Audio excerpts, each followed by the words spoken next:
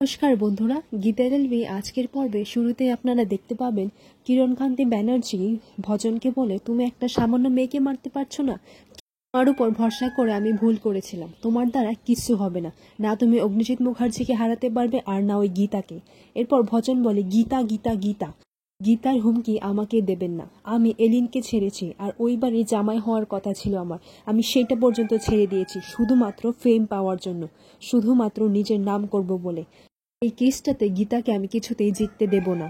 এরপর কিরণকান্তি ব্যানার্জি বলেন, কিন্তু হাসপাতালে গিয়ে তো ওই নার্স দুটোকে জেরা করেছে, তাদের স্টেটমেন্ট নিয়েছে, কোর্টে তুলবে তাদেরকে। তখন ভজন বলে, আপনি সেটা চিন্তা করবেন না, আমরা তো বড়বাবুকে চেপে রেখেছি। তখন কিরণকান্তি ব্যানার্জি বলে, বড়বাবুকে চেপে ধরলেও গীতা সেখানে ছিল। তখন এটা শুনে ভজন একটু ঘাবড়ে যায়। বলে, এবার কি হবে? তখন কিরণকান্তি ব্যানার্জি বলে, আজকাল তো প্রায় খবরের কাগজে শুনছি যে কিছু মেয়ে নাকি উধাও হয়ে যাচ্ছে, তাহলে রত্না মণ্ডলকে ফাঁসানো হোক আর অতসীকে উধাও করে দেওয়া হোক।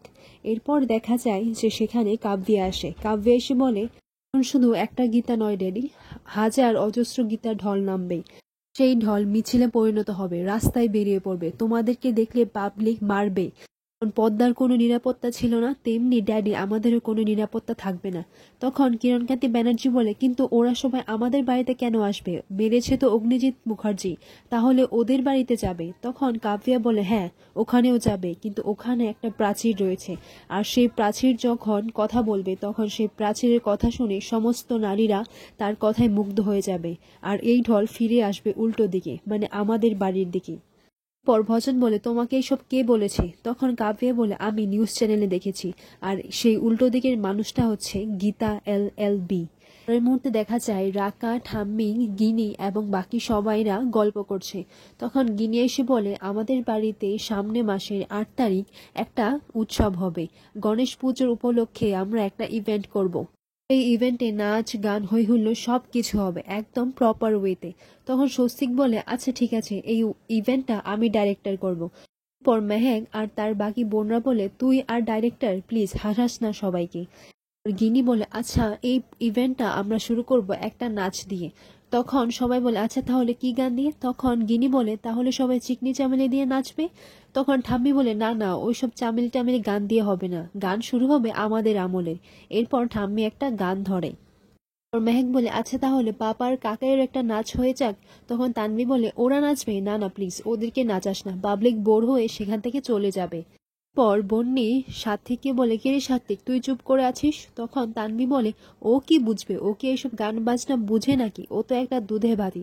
তখন সাত্বিক বলে, এই তুই তো সারাদিন ওই কালো কোট পরে ইয়োর অনার করে যাস, তুই গান বাজনা হিসেবে কি বুঝবি রে? তখন তানভি বলে, আচ্ছা তুই বুঝিস, তাহলে বোঝা আমাকে। এরপর সাত্বিক বলে, ভাই গিটারটা ধরতো। এরপর স্বস্তিক গিটার হাতে নিয়ে খুব সুন্দর একটা গান করলো।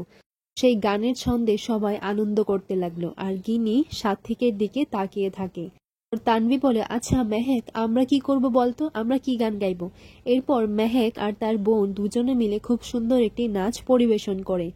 পর মেহেক বলে, এখন একটা কাপল পেয়ারিং হবে।